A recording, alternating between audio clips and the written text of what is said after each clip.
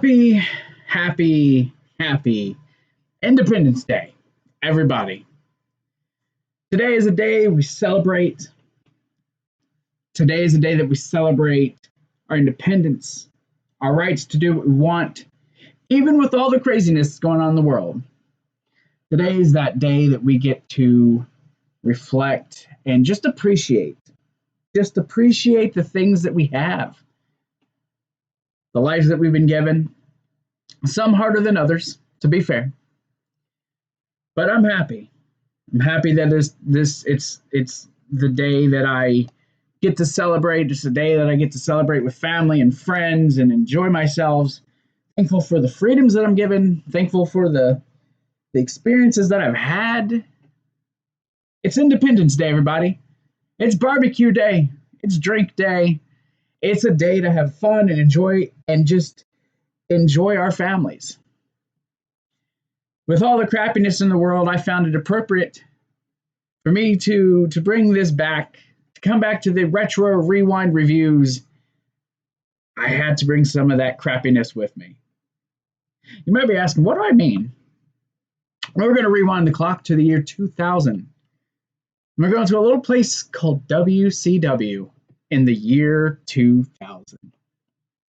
I'm talking the most patriotic pay-per-view in wrestling history, the Great American Bash, with NXT bringing that back for this week and this coming week. I felt it appropriate. Why not do that? Why not the Great American Bash? But I decided just for the fuck of it, just because why not, to go back to the year 2000, the Great American Bash 2000. My goodness. It took me forever to get through that show. Not even gonna lie to you. That was the hardest show I think I've watched in years. I can remember as a 16-year-old kid watching that, thinking to myself, oh hell, I was probably 14 when that was on. But God, can I remember? It was a hard show to watch. Like it was legitimately, as a 15-year-old, really hard to watch. And no, as a 15-year-old, it was good. I enjoyed it. But now as an adult, it was like, oh my God, what am I getting myself into? What am I getting myself into? Ooh, moving my camera. But this is your return retro rewind. And I'm kicking off, with the Great American Bash 2000, man. This is a series where I go back and I review pay-per-views from the past. Done it for a couple of years now. It's been a while since I've done it. New layouts, new everything. I hope you guys enjoy it. The special Independence Day episode. Thought I'd bring it back. I did a Father's Day of the best countdown. I figured, why not? Why not bring it back for this? I wanted to do it anyways. So here it is. I don't know. I'm stalling. I don't know what to say. This show, it broke my brain. It did. It broke my brain. This, okay, I know WCW in the year 2000 was rough to watch. I know that. But this reminded me of just how bad it actually was. I don't think I ever want to revisit this again. It was rough. But enough of that. Enough of the talking. I am Zach with the Yo Bro Nation YouTube channel, and let's just jump into this, okay? Let's just get into it. Let's just do it, okay? So the Great American Bash took place in Baltimore, Maryland, at the old Baltimore Arena. Tony Schiavone, Mark Madden, and Scott Hudson, Warrior commentary team. Mean Gene Okerlund was on the introduction. He would take care of the duties of introducing people. Oh, not introducing, interviewing. My God. See what I mean by this broke my brain?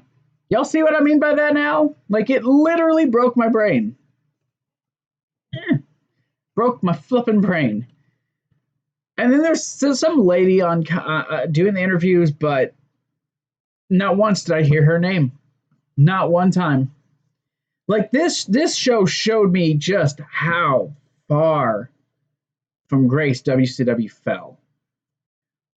And the fact that they kept referring to it as sports entertainment told me Vince McMahon already had this company in the palm of his hands. They tried to be so much like WWE was. It broke my heart. That's why I liked WCW. They were different. Then they became the same thing. And I don't know, with the exception of maybe 1, 2, maybe 3 matches, every single match on this card has some sort of a stipulation or match type. It did not feel like WCW. It felt like WCW in the year 2000 when it was crumbling. And they were trying to establish, but they couldn't. Oh my God. This wasn't that stroll down memory lane that I was like, oh yeah, this is great. That is not the case at all. This broke me. Anyways, I've stalled enough. So this kicked off with a recap of Goldberg's big return to Nitro, how he helped Kevin Nash, and then how he ends up being arrested after helping Nash on Thunder. And then they show the police outside waiting for Goldberg to arrive, preparing to arrest him upon arrival. The show kicks off properly with Chavo Guerrero versus the Disco Inferno for the Cruiserweight Championship. Okay, so this happens obviously several times throughout the show. The dubbed network theme songs. I remember all the theme songs for all these participants, and I remember what they sounded like. This just killed me. The theme, the way they dubbed it, just sounded nothing like what even close. Like, do a freaking cover of it. Something. These themes sucked. Chronic, for Misfits in Action, and anyone else who had a dubbed theme. Cat. My God, these were horrible. Anyways,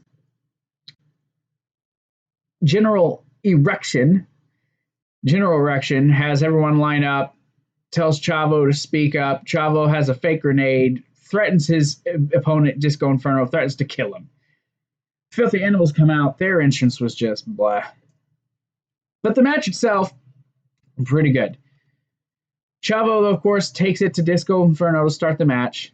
By the way, Disco looked like a freaking dork, wearing his freaking basketball shorts and his jersey it was ridiculous. Ends up getting some chops from Chavo. The Misfits in Action all beat up Disco on the outside. They throw him back in. You get a nice suplex by Chavo. Chavo off the top rope, jumping to the outside. Disco, though, does end up getting the advantage. He does an elbow off the middle rope.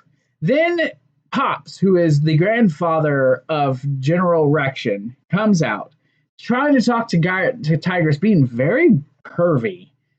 But then the Filthy Animals get in his face. Conan shoves him down, and he kind of has a heart attack, passes out. I don't know.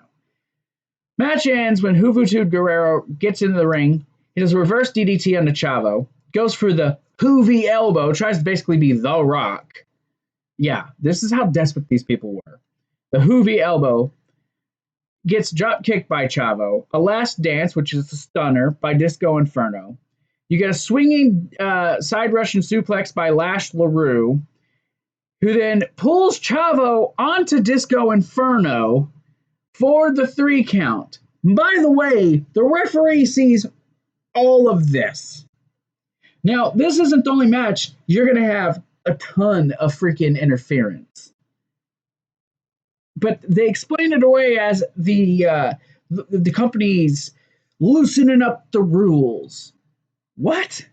This was just played out like interference, and this is not the only match this happens. After the match, the Filthy Animals start attacking everyone in MIA. Hoovy even stomps Pops. So they leave. Then Major Guns, who's going to resuscitate Pops, gives us a striptease, taking off her top and showing her guns, and sits over Pops and several times has to give this man mouth to mouth to resuscitate him. When he then starts making out with her and has to be pulled off of her, basically tries to harass her. I don't even know. I don't even know what to say. It was ridiculous. Straight ridiculous. So you got the cops talking to Eric Bischoff, assuring him that they have everything under control. Horrible acting. My God. Him and the cat are in the locker room, and they're assuring Mr. Bischoff that everything is okay.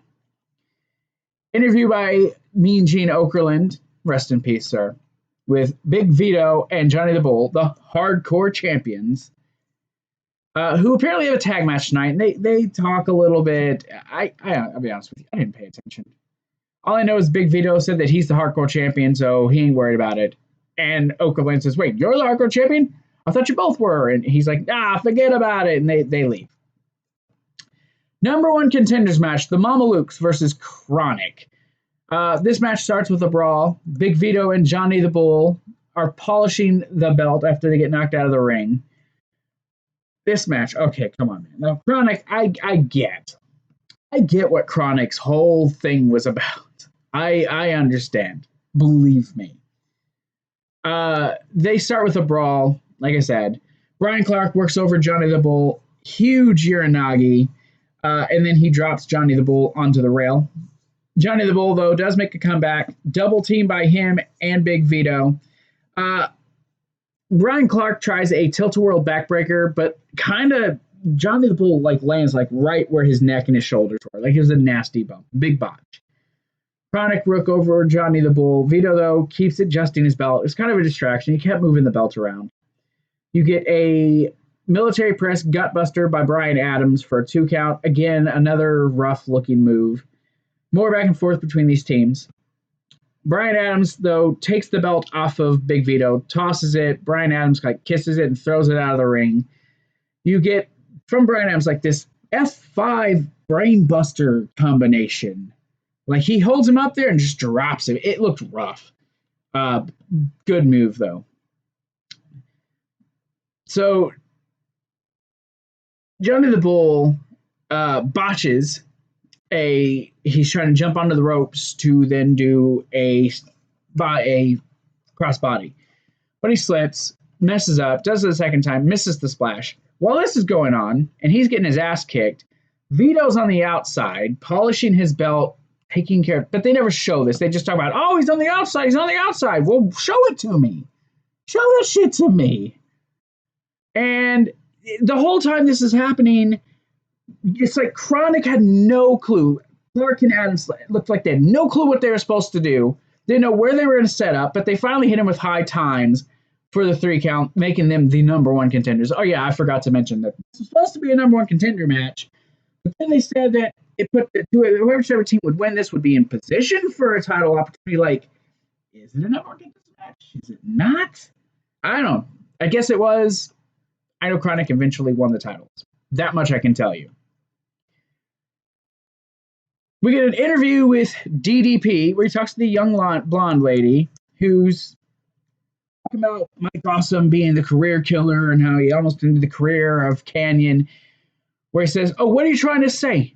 What are you trying to say? That he's a career killer? And he calls her a bimbo. Says that, he doesn't think so. Says Bischoff and his soon-to-be bitch of an ex-wife think they got him beat? No. Says Awesome's not a career killer. Says he has some motivation, inspiration, and good God, stimulation coming special for him. Okay. I suppose so. Okay. DDP, nice interview. So we go to that match. Mike Awesome versus DDP in an ambulance match. Oh my God. Where do I even begin? DDP wheels out Canyon, who's got the halo. Of course, if you didn't know, Canyon was thrown off the triple cage at Slammiversary when DDP was going for the World Heavyweight title. Mike Awesome threw him off. And also at this time, Mike Awesome was still working ECW, and I believe he was still ECW champion. Weird times was the year 2000. You get some back and forth fists between the two men. The ref gets knocked out by both of them. Huge clothesline by DDP. This was basically just a brawl. They end up fighting to the outside. DDP swings the chair but hits the post instead. Both men get back in the ring. They try to hit each other with chairs, so they're having like a chair fight. DDP, though, tosses his chair, punches it, hitting Mike Awesome in the face. You get a swinging breaker and a belly back by Mike, and then a belly to back by Mike Awesome, who then slows the pace down. Mike Awesome hits an awesome bomb through a table on the outside. DDP, though, rolls off. He throws him on. Okay, so this is supposed to be an ambulance match. Now, if you watch WWE, an ambulance match, you throw your opponent into the ambulance. Well, in WCW, you got to put him on the gurney. Then they roll him and put him in the ambulance. So it's kind of like a what do they call it? A fucking, I can't think of it.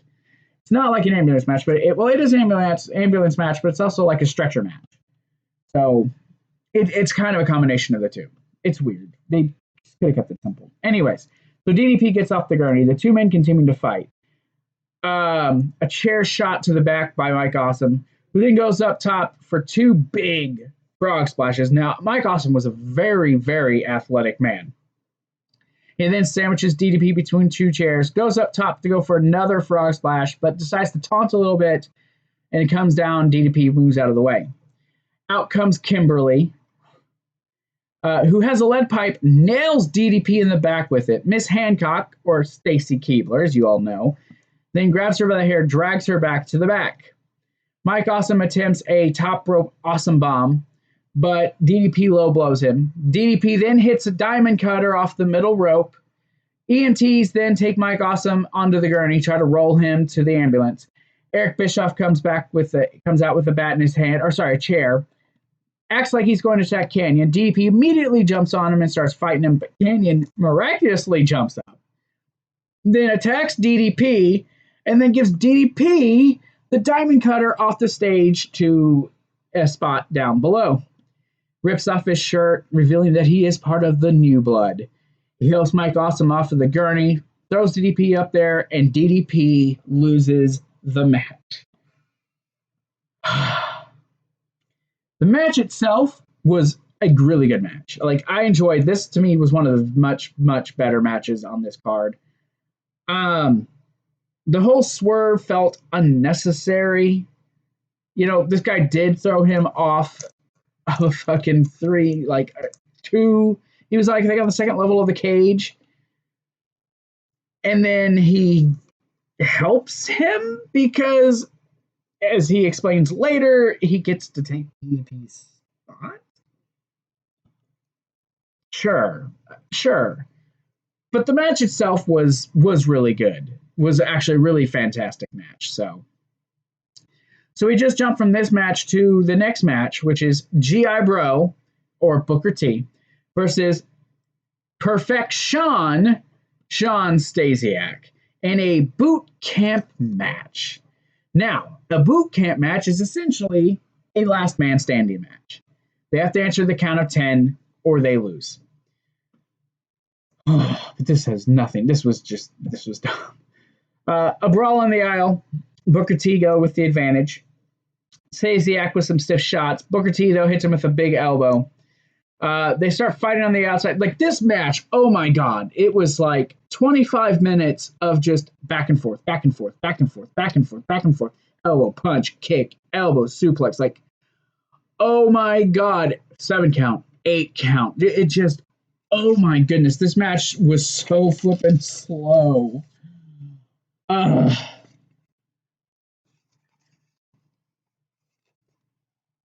Like, I'm telling you.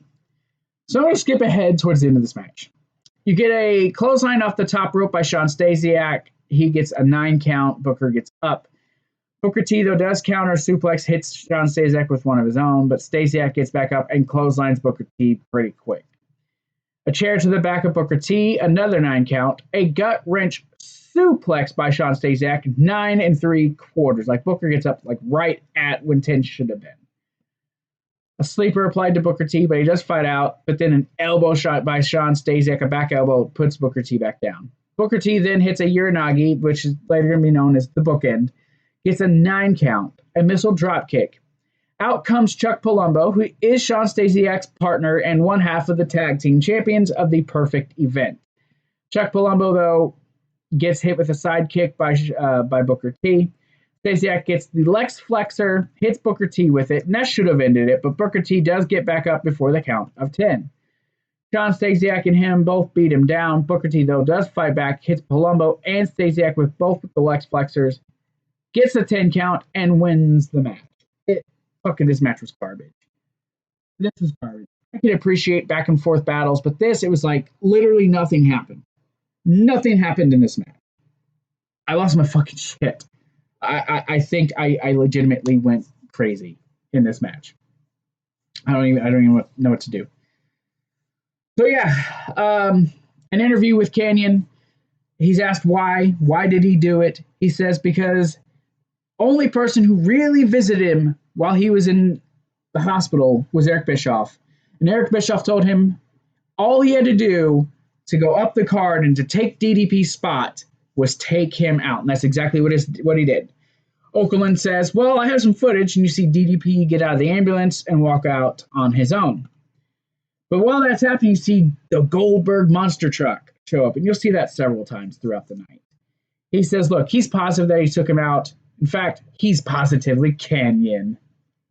Fucking Kanyon, man. He was great. We get a tables match. Shane Douglas versus The Wall. Now, before the match comes out, Shane Douglas and his profane, latent promo happens, where he talks about they're going to get 2 legends with great careers, Hulk Hogan and Dick Flair, because he really hates Dick Flair. He was so unprofessional. Because he wants to give the fans what they want, and let's make this a best of 5 or best of 9. It's a best of 5 match. They had no clue what they were doing. So he challenges The Wall to, it says he signed his death warrant. Shane Douglas, believe me, in ECW was great on the microphone, but he tried to really push his own personal agenda in WCW. No fucking wonder WWF didn't keep him and take his goddamn contract. Ooh.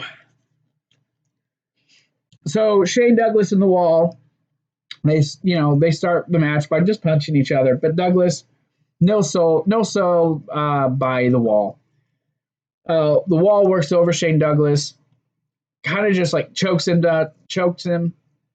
You get a big knee, and then a rolling reverse neck breaker by Shane Douglas. And the whole time these guys are just kind of brawling everywhere.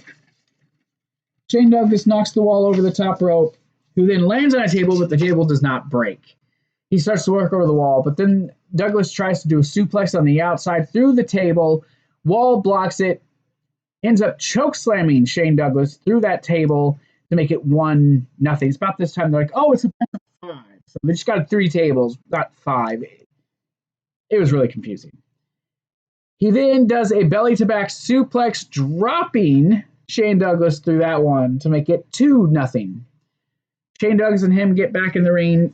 Shane Douglas is trying to no, but he ends up hitting him with 2 low blows, but The Wall ends up no-selling him. Shane Douglas then lures him down the aisle while trying to act like he's not, trying to fight him. You see this big fucking ladder and 3 tables that just happen to be stacked on top of each other. Well, 2 tables and platform maybe. I don't know. It looks like 2 tables, but they said 3.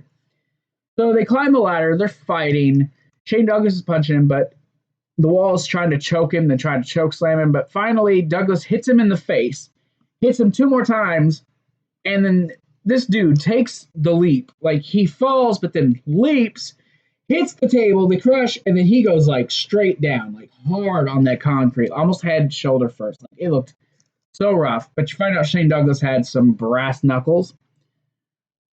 After the match, though, so Shane Douglas wins after he falls through 2 tables. They said it's over. It looked like 2 tables, but they said it was 3. I don't know. After the match, though, The Wall does grab the referee, holds him, and then choke slams him through another table. And that's how it ends. The match was, I don't know. They're doing these extreme style matches, but nothing's happening in them. Then we see the cops in the parking lot waiting. We see Hogan show up in his beautiful, I don't know, I want to say it was like a Charger, but shows up, I believe, in a Charger, and it was freaking gorgeous. We then are supposed to get Tank Abbott versus Scott Steiner in an asylum match for the U.S. title. But while Steiner gets in the ring, starts beating up Tank Abbott, it's then announced that Rick Steiner's being added to this match to make it a level playing field. Both men get in the ring, just start working over Scott Steiner. The asylum cage comes down. They just continue to beat him up. Tank Abbott goes to take off his glove, goes to wrap a chain around him, but Rick Steiner stops. It's like, no. We don't need to do that. We don't need to do that. Ooh. But then Tank Abbott then tries to do it again. Rick Steiner shoves him out of the way and I guess gets hit with the chain himself. It looked another spot botched. God, there were so many botched spots in this show. But then Scott Steiner hits him with a low blow, puts him in the Steiner recliner, and wins the match. That literally, this match was like 5 minutes. It was, I don't know. That was a waste of time. We then get a Hollywood Hogan interview. He talks about being the good, the bad, and the ugly. Hollywood Hogan, flea market champion, Kidman. I honestly, again, I just did not pay no attention. I'm just going to be real. We then get Hogan versus Kidman with Horse Hogan as your special guest referee for the match. This is, if Hogan wins, Hogan gets a title shot at Bash at the Beach for the world title. If he loses, he has to retire. The match actually was pretty good. I'm not even going to lie. For a Hogan match, and Kidman clearly carried him, and I wouldn't even say Kidman's a great in-ring general. He's good in the ring, but they managed to actually pull out a decent match. Decent. It was entertaining. Wasn't a classic, but it was an entertaining matchup, for sure. You get a collar elbow tie-up between Hogan and Kidman, but Hogan just keeps overpowering him. You get some big punches by Hogan. He hits a big boot. Kidman rolls out. Hogan then rams Kidman into the rail a few times, starts working Kidman over. Kidman, though, does try to get away. Hogan gets back in the ring. Hogan then gets him, chokes him. Horse breaks it up. Kidman then eye rakes Billy Kidman. The whole time this happened, Horse Hogan's trying to call it down the middle. Both men are getting mad. Kidman tries to choke Hogan. Horse is calling him down. No. He keeps calling down the middle. Hogan then low blows Kidman, gets his belt off, starts hitting him with the belt. Both men back to the outside. Hogan with the chair. Kidman drop kicks the chair into Hogan's face. Then Kidman hits Hogan with the chair. Hogan, though, gets the advantage again, starts working Kidman over, but then Kidman ends up getting a float-over DDT onto a chair, then hits some leg drops, goes for a pin, only gets a count of 2. You get a big splash by Kidman for a 2 count. He's in the face of Horse Hogan, arguing, why aren't you helping me? Shots by Kidman, but Hogan starts to hulk up, clothesline into the corner. Kidman then gets out of the ring trying to escape. Hogan tries to pick him up. Kidman gets out of it, pushes Hogan face first into the ring post. Kidman then gets put through a table by Hulk Hogan. About this time, Tori Wilson then comes out. She gets up on the apron. Hogan's asking what she's doing. She then hands Hogan brass knuckles. Then Kidman knocks freaking Hogan into Tori Wilson, so she falls. Kidman gets the knuckles, hits Hogan, gets a 2 count. Then he hits Horse Hogan, knocking him down. A low blow by Tori Wilson. Hogan then puts on the knucks, winds up, hits Kidman, pins him for the 1, 2, and the 3. Hogan's getting the title shot. Now, people would probably say, well, Hogan buried Kidman. Actually, Kidman looks strong in this. He looks strong because he held his own against Hogan, and it took interference and help from his nephew for Kidman to lose, for Hogan to win this match. Now, I think Kidman should have won at least, one match in this series of matches these guys had, just like their 3rd match they had. And Hogan won every one of them. Because, of course, Hogan, he had creative control in his contract, so of course he won. It was ridiculous, but again, it is, I suppose, whatever it is. Match, I enjoyed it though. I enjoyed the match, and I do think Kidman, for the most part, I think Kidman looked pretty good, honestly. Bischoff's backstage. He's mad. Oscar asks if everything okay. He says, no, did you see that? No, it's not okay. But the officer assures him, look, they're doing everything they can. You will not see Bill Goldberg tonight. He assures him that. We then get back-to-back interviews, one with David Flair and Vince Russo, where Vince Russo basically curses and says everything bad about Ric Flair that he could possibly think. And then Ric Flair talking about how he's Ric Flair and how he's going to show his son a lesson. He's going to style, profile, etc. If you've seen one, you've seen them all. David versus Ric Flair, career on the line. If Ric Flair loses this match, he loses his whole career. This was probably the best match on the card. Some people might disagree with me. Go back and watch it. You tell me what you liked the best. Flair comes out with his family, Reed, his wife, his $2, Ashley. You all know her as Charlotte. It was weird. Weird seeing Charlotte out there, like waiting for her to woo and do a fucking moonsault or something. I don't know. Rick, though, does toy with David a little bit. Excuse me. Excuse me. Rick, though, he does toy with David a little bit. He shows how he can out-wrestle him. David gets him in his corner, though, gives him some chops.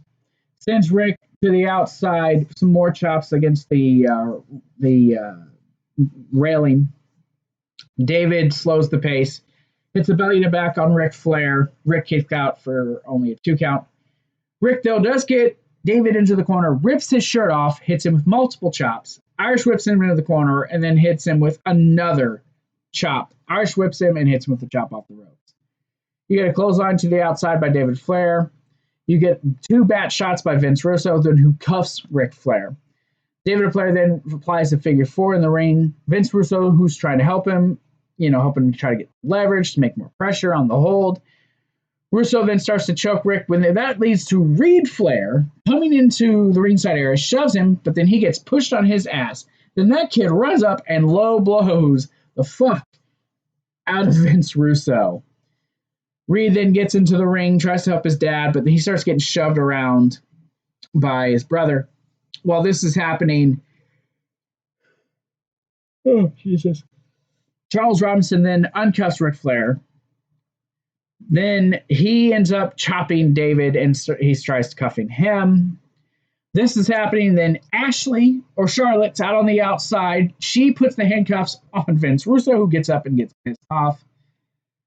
Rick, some more chops out of the corner. Stomps David in the groin. Clothesline on the apron. Hits a nice standing vertical. David, though, starts to beg him. Gets a couple moves in, but Ric Flair keeps the advantage. Starts working over the leg, drops on the knee off of the ropes, hurting him, trying to adjust the joint. Applies the figure 4, and then David Flair taps. After the match, Rick gives some chops to Vince Russo. Russo gets mad, gets the microphone, and then, you no good son of a bitch, I'm going to retire you myself. Basically says he's going to retire him tomorrow night on SmackDown. No, Nitro. Jesus Christ, Nitro. Okay. I dreaded talking about this match. This to me was almost as bad as the whole dogs attacking Sting thing in 99. Vampiro versus Sting in the first, and thank God, the only Human Torch match. This they were kind of working together. They had a falling out. Vampiro and Ellis. These two had a couple of matches, and this was like the blow off. Sting on top of the Tron pulls up the torch and says, are you scared of heights? Because I'm not. If you want to light me on fire, you got to come up here. So they set the torch up there for whoever wants to get it so they can light each other on fire. Not even fucking kidding. They're going to light each other on fire. Like, I know a lot of people were like, oh, the Inferno match is crazy. No, this one was, oh no. This was much, much, much worse. Vampiro, of course, is upset. Sting repels down. They start fighting in the aisle, making their way into the ring. They fight. Vampiro, though, block a Stinger splash. Sting then misses the second one. Vampiro then douses him in gasoline. They fight to the aisle and up the ramp. They're ramming each other into the steel bars on the Titantron, or as they called it, the Raw Projector. Anyway, they then start to ascend the Tron. Sting gets kicked off. He falls and lands on the outside of the stage on a padded area. But then he climbs. This is where it gets crazy. Okay, this match didn't last very long. This went pretty quick. But so they get up there, and then like the lights start flickering like lightning, and you hear like thunder rumbling in the background. These men are just beating each other up on top of this freaking Tron. Both make a couple attempts to get to the torch. And mind you, Vampiro had dumped gasoline on him at this point. They keep fighting. Vampiro gets the advantage. He goes to grab the torch, but Sting does fight back. Vampiro then hits him with a DDT. The lights go completely out. Vampiro, though, does get the torch. Starts trying to get Sting. Sting's backing up. Finally, Sting's got nowhere to go. He catches Sting, who was actually a stuntman in this. They got a stuntman to be Sting. Catch him on fire, and then falls 40 feet into what is actually a crash pad. They show it on the replay, and you're like, oh, fuck, that's a crash pad. Okay. Thanks for keeping kayfabe. Afterwards, paramedics come out, start trying to put up the flames with freaking fire extinguishers and everything else, put wet towels on him. And you got the announcers trying to, my God, he's got a family. I can't believe this is happening. Like, oh my God, they were fucking horrible. And when this is over, you see Tony Schiavone's face. And my God, if the man just didn't look defeated. Like, I can only imagine what Tony Schiavone was thinking at this point. Like, what's happened to this company I've been working for? What happened? What happened to the people I cared about? And the fact that they kept saying sports entertainment, man, just gets to me. So Bischoff's interviewed, asked where's his big surprise. Says the big surprise, there is no big surprise. And he sends the announcer off. And I don't know her name. Main event time. Jeff Jarrett defending the WCW World Heavyweight Championship against Kevin Nash. And yes, you'll notice I gave no comments on the match prior. Why? Do I need to? You got the point of what this match was. Do I need to make comments? I don't think I do.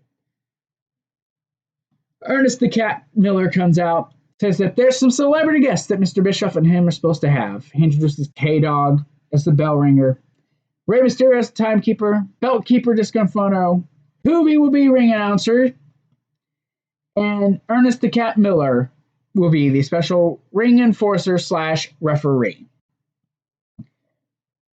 This match, I'm going to break this down for you. I'm not going to go over this match beat by beat because literally, again, nothing happened. Nothing happened. Nash gets the advantage. They interfere. Jarrett takes advantage. Nash gets advantage. They interfere. Like, it was rinse and repeat. This was one of the most overly booked shows I've ever watched. Like, every match, it was either stipulation, some sort of funky finish, or disqualification. Like, fuck, man. Fuck. And the fact that I had to take so many notes for this. Oh, my goodness. But yeah, it was just back and forth, both guys. So I'm just going to jump towards the end. Where am I? So Nash ends up in a figure four that he eventually fights out of. K-Dog hits Nash with the ring bell. And he only gets a 2 count. Nash, though, does get back up. Hits a sidewalk slam for only a 2 count. Rey Mysterio goes to the top rope. Rey Mysterio gets knocked off. He ducks a belt shot by Jeff Jarrett, then kicks him and hits him with the title belt. Goes for the cover. Disco hits the referee to break up the count. Nash then beats up Disco Inferno, but then they attack Nash on the outside, throw him back in, leaving for the Cat to officiate the match. Ugh. My goodness, I hate when this happens. So Jarrett goes for a cover. He only gets a 2 count. Filthy Animals jump back in. They attack. Nash fights them all off, kicking, punching, big boots. But then Jeff Jarrett manages to hit the stroke, only to get a 2 count. Jarrett gets on the middle rope, jumps with the guitar, trying to hit Nash with that. Nash ducks, grabs him, choke slam, goes for a 2 count, but Captain, oh my God, my eye, fakes an eye injury. Nash power bombs him, sets up for the jackknife, hits Jeff Jarrett with the jackknife. That's when Rick Hunter pulls out Charles Robinson, who's trying to be the referee, pulls him out. He gets in the ring. Tank Abbott starts to come down, but Scott Steiner pulls him back to back, so they keep fighting. And then everyone is in the ring attacking Kevin Nash. Then vroom, vroom, vroom, the monster truck for Goldberg shows up. Goldberg's theme hits. Goldberg gets in the ring. Everyone leaves. And you see Jarrett getting up. Nash is up. Goldberg's setting up for the spear. And you're like, oh, fuck. I know what's about to happen here. Goldberg then hits Nash with the spear, allowing for Jarrett to get the cover. And the 1, 2, 3. Jeff Jarrett retains the championship. Then you're left with this thought, what the hell did I just watch? Russo and Bischoff come in the ring. They're hesitant. Goldberg hugs them. They're all celebrating. Goldberg, yeah! My brain's broke. Legitimately, my brain is broken. This was not the Great American Bash. This was the Great American Trash. That's what I'm dubbing it. The Great American Trash 2000. That main event was fucking horrible. Jeff Jarrett was not a good world champion. Like, I don't know what to say. My brain is just, it's fried. Overall, the show, I mean, they had a couple good matches, but the show was not good. This was not a good show. And it just got worse from there. Like, Bash at the Beach after this, much worse. Jeff Jarrett would go on to drop the title to Hogan, to then get the title back, and then lose it to Booker T in one night. And the infamous Hogan, you son of a bitch promo, the work shoot. The whole show is just a mess. That's what I'm dubbing it. The Great American Trash. Fuck it. It's going to be in the goddamn thumbnail. The Great American Trash review. Fuck, I don't even know what to say. Honestly, on a scale of 1 to 10, I'm giving this show a 2.5 just because I think Kidman's performance was good. But that's it. That's all I got. This show was just not good. But I wanted to do it. That's the sad part. It's like, I want to do this pay-per-view because I knew how bad it would be, and I knew I'd at least somewhat get a laugh out of it. But that was it. This was your retro rewind review of the Great American Bash 2000. I want to thank everyone for coming in. Remember, go to social media, go to our Patreon, go to our TeePublic store, get shirts. You can do anything you guys want. It's all there, all down in the description. Check out some other channels. Go check out some more videos on the channel. It's all there. Thank you guys. Hope you all have a fantastic 4th of July. And remember, join the nation. You guys have a fantastic night.